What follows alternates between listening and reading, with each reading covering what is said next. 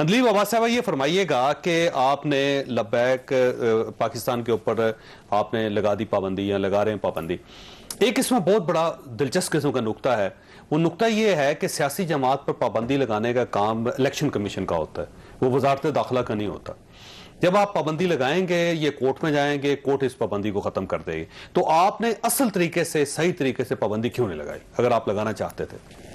देखिए, मैं इस पे साफ आपको बताऊंगी, मेरा कोई लीगल बैकग्राउंड नहीं है, तो मैं एक लीगल एक्सपर्ट नहीं हूं।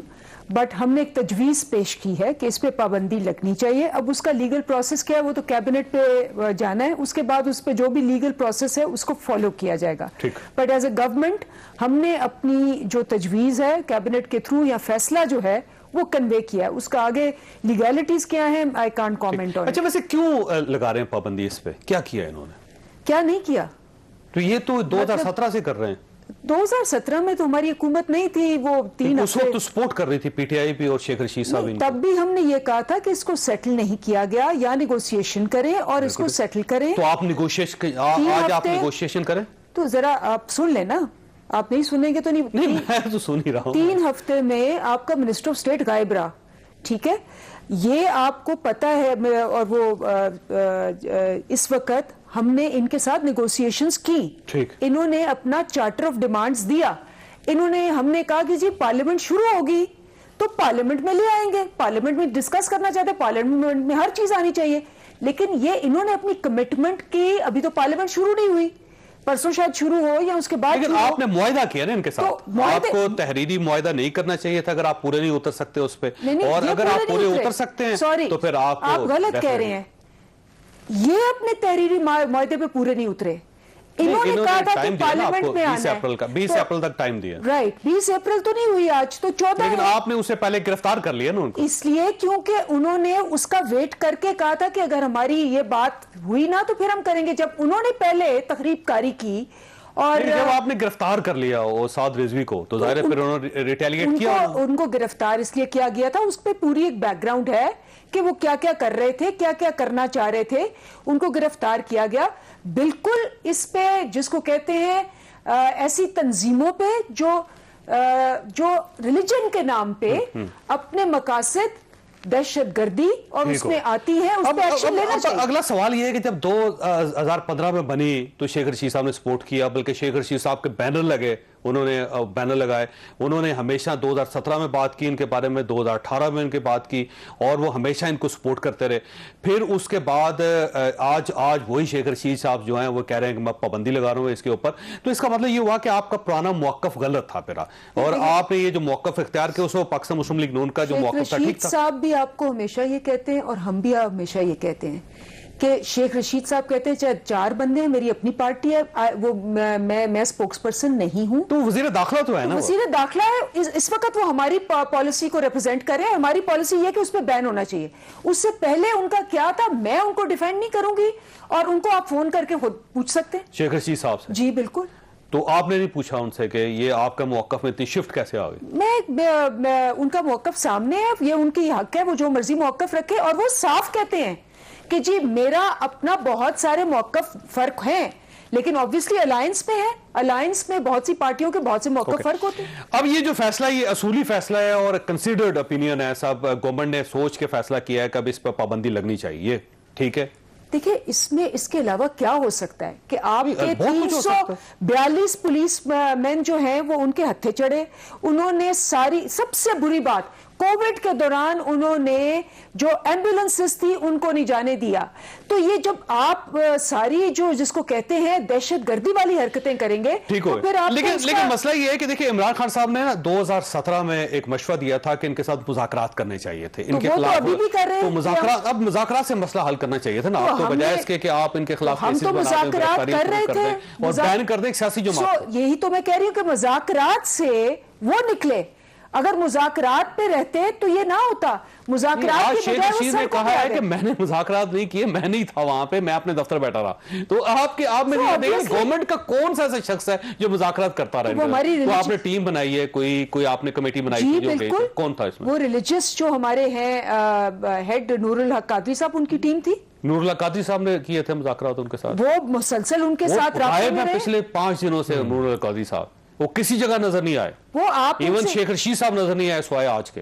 नहीं, शेख रशीद साहब तो आप खुद कह रहे हैं 3 दिन से बयान दे रहे हैं, तो आप कह रहे हैं नजर नहीं आ रहे। खुद आपने कहा 3 दिन से बयान दे रहे हैं। वो आज बयान दे रहे हैं, वो पुराने बयान है जो आपके चल रहे हैं। ये आपने 3 दिन से कल भी बयान दिया, कल भी प्रेस कॉन्फ्रेंस की, कल भी मीडिया पे आए, परसों भी आए।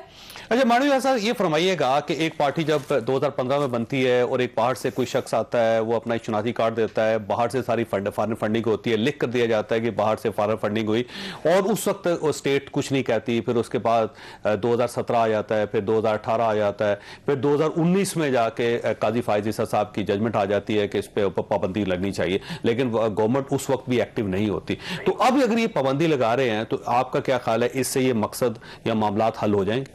देखिए, मैं आपको एक बात बताऊं, ये इशू बड़ा पुराना इशू है, ये आज का इशू नहीं है। और ये जो आज हम फैटेफ में प्रॉब्लम में आए हुए हैं ना, उसमें भी ये इशू हाईलाइट होता है। क्योंकि वो कहते हैं कि आपके यहाँ जितनी मनी मैनेजमेंट है वो ऑफ द रिकॉर्ड है, और ये जितने आपकी पार्टीज हैं या एक्टिविटीज हैं, ये सारी अनअकाउंटेड फॉर हैं, और इनको पैसे शायद ये भी कहा गया है कि जो मजहबी सियासी जमातें हैं उनके ऊपर पाबंदी होनी चाहिए। ये बात ठीक है वैसे? बिल्कुल, और इनके अकाउंट्स मॉनिटर होने चाहिए। और बट द फैक्ट इज कि इनके ना कोई अकाउंट्स हैं, ना इनकी कोई फाइनेंशियल डिसिप्लिन है। तो फंडिंग इनको कहाँ से मिलती है, कैसे आती है, क्या होता है, this is a big mystery. और ये आज से मैं नहीं देख रहा, मैं तो पिछले कोई 10-15 साल से ये चीज़ देख रहा हूँ। और मैं समझता हूँ कि ये सुप्रीम कोर्ट तक जाने की नौबत आनी नहीं चाहिए। वी शुड डिसाइड कि क्या करना है, किस तरीके से इनको लेके आगे चलना है, क्या इनमें डिसिप्लिन लाना है। और अगर डिसिप्लिन धरना जो था ना, आपको याद होगा, ये जो फैजाबाद में धरना हुआ था उसके खिलाफ, उसके बाद एक कमीशन बना और उसमें सुप्रीम कोर्ट ऑफ पाकिस्तान के 2 जजेस ने उनकी जजमेंट आई और उन्होंने बड़ी क्लैरिटी के साथ उसमें एक एक चीज डिस्कस किया। आप अगर आज भी उसको पढ़ लें तो आपको बड़ी उसमें बहुत सी ऐसी चीजों की जो रिवील होती हुई नजर आएंगी आपको। अब बजाय इसके कि गवर्नमेंट उसके ऊपर अमल करती और इन तंजीमों के ऊपर अगर ये समझते हैं कि गलत है तो उसके ऊपर पाबंदी लगाते, उसके बजाय इन्होंने काजी फायज ईसा साहब का केस खोल ली उल्टा। नहीं, वो तो देखें, अब आई डोंट नो गवर्नमेंट ने क्यों खोला, वो तो पीटीआई खुद एक्सप्लेन कर देगी। मगर मैं समझता हूँ कि ये जो इशू है, this will grow bigger and bigger with time. अगर इसको टैकल अभी नहीं किया, और कलेक्टिवली मैं तो कहूँगा कि हम सिर्फ गवर्नमेंट पे ब्लेम ना डालें, collectively all party should be on board, ठीक है, टू डील विद सारी सियासी जमातों को मिलकर फैसला करना बिल्कुल, और ये पार्लियामेंट में फैसला होना चाहिए। और ये अगर नहीं हुआ ना जावेद साहब, ये आप इससे बड़े इंसिडेंट्स देखेंगे आगे जाके, खतरनाक इंसिडेंट्स देखेंगे। और अगर हम अभी these are all wake up calls, जैसे सुबह आपका अलार्म बजता है ना 8 बजे। लेकिन तो सर इसमें एक बड़ी दिलचस्प सूरत ये है कि अब क्योंकि आपकी गवर्नमेंट के साथ एक राब्ते पाकिस्तान पीपल्स पार्टी के डेवलप हो रहे हैं, मियां शहबाज शरीफ साहब बाहर आ रहे हैं, कल वो आ जाएंगे और वो गवर्नमेंट को वेलकम कहेंगे। तो अब इसका मतलब ये है कि अपोजिशन और गवर्नमेंट मिलकर बैठ के इन चीजों के ऊपर कोई ना कोई फैसला करेगी। तो आने वाले दिन तो बड़े अच्छे हुए। मेरे बड़े अच्छे दोस्त भी हैं पीटीआई में, कोलीग्स भी हैं, कुछ हमारी पार्टी से भी लोग हैं पीटीआई में। तो देखें, मैं तो आपको हमेशा शो पे कहता हूं कि सियासत में तो कभी दरवाजे बंद नहीं होते। तो ये कहना कि जी जस्ट बिकॉज मैंने कोई अच्छी बात कर दी, अंदलीब यहाँ बैठी हुई है, तो मैं कोई गवर्नमेंट के साथ मिल गया हूँ, तो ये मैं अब तो राब्ते शुरू हो गए। नहीं, राब्ते हमेशा थे। अनकरीब एक मीटिंग होगी जिसमें आप सब लोग बैठे होंगे, मैं आपको पहले कह रहा हूँ, और अच्छी बात नहीं, मगर अगर हम बैठे, बुरी बात क्या है? मुझे आप ये बताएं, मैं तो खुद कहता हूँ कि मुल्क के लिए आप सबको बैठना चाहिए। बिल्कुल। तारा साहब ये फरमाइएगा सर, ये आज का जो गवर्नमेंट का मौकफ है, इस पे आपका क्या तबसरा है, और as a party spokesperson आप क्या महसूस करते हैं कि गवर्नमेंट ने ठीक फैसला किया? देखिए, गवर्नमेंट जिस सियासी जमात की है, ये वो लोग हैं जिनका एक मजहबी कजन हुआ करता था जो आजकल कनाडा में मुकीम है, जिसके डंडा बरदार जत्थों को लेके पार्लियामेंट के गेट तोड़े गए थे, जिसके डंडा बरदार जत्थों को लेके पार्लियामेंट हाउस के लॉन में कब्रें खोदी गई थी, जहां कहा गया था कि ओए आईजी हम तुम्हें उल्टा लटका देंगे, जहां पे असमतुल्लाह जरेजो नामी एसएसपी को जमीन पे लिटा के डंडे मार के उसकी दुर्गत बनाई गई थी। ये वो हुक्मरान जमात है जिसने गोली मरवाई एहसन इकबाल को, और अबरारुल हक को अगर आप लाइन पे ले सके लीजिएगा, वो आज भी कहता है कि एहसन इकबाल को गोली ठीक मारी गई थी और उसको गोली लगनी चाहिए थी।